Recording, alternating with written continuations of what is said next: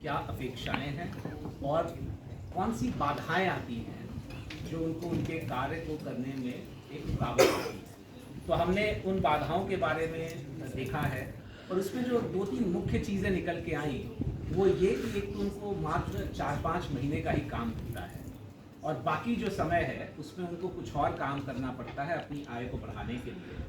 उसके बाद जो उनकी आय भी है, जो उनको पारिश्रमिक मिलता है, वो भी भिन्न है। तो कोई कुछ पारिश्रमिक देता है, कोई दूसरा पारिश्रमिक देता है।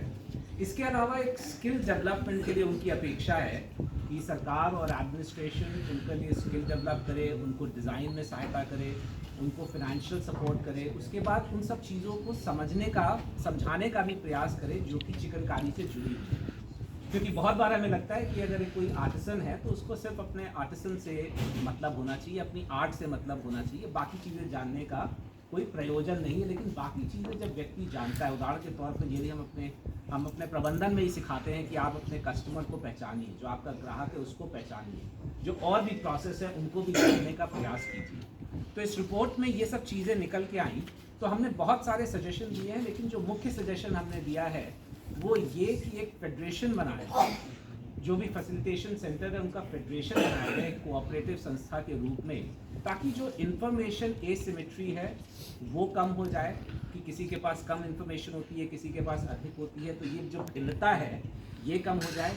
उसके बाद उनकी बार्गेनिंग पावर भी बढ़ेगी, चाहे वो हम ग्राहक के विषय में बात करें, चाहे हम कंपनी के विषय में बात करें जहाँ पे यह आर्टिसन है, और जिसका जैसा योगदान हो उसके अनुसार पारिश्रमिक मिलेगा और साथ ही पूरे साल भर काम करने की और एक न्यूनतम आय की एक गारंटी मिलेगी। और तीसरा जो है वो ये हमने देखा कि एक कोई भी स्टैंडर्डाइजेशन नहीं था प्रोडक्ट का, कि स्मॉल किसको बोलते हैं, मीडियम किसको बोलते हैं, लार्ज किसको बोलते हैं, जिसका जो मन हो वो कर देता था।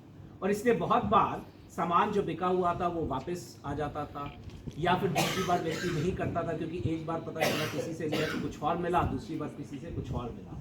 तो ये हमने एक स्टैंडर्डाइजेशन के विषय में बात किया है और इसी तरह से हमने बहुत सारे सुझाव ऑलरेडी दे दिए। और अब अगला स्टेप ये है कि हम ये जो एक एक सुझाव हमने दिया इनको हम आगे कैसे ला सके।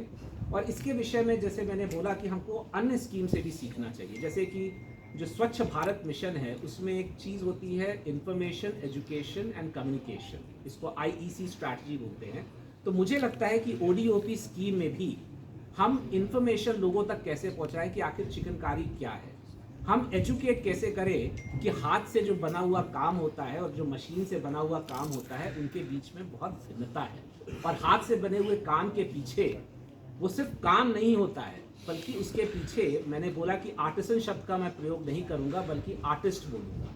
उस काम के पीछे एक आर्टिस्ट है, तो उस आर्टिस्ट की कहानी को हम आगे कैसे लेकर के जाएं, तो ये काम अब हम आगे इस रिपोर्ट के बाद करने जा रहे हैं।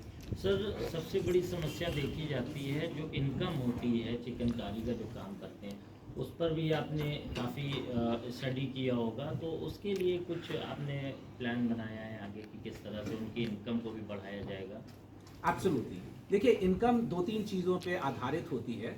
नंबर 1, इनकम एक बहुत बड़ा एक मुख्य चीज़ है जिसके विषय में मैं बहुत ज़्यादा तो अभी नहीं बोलना चाहूँगा, कि जो प्रोडक्ट बिक रहा है, जिस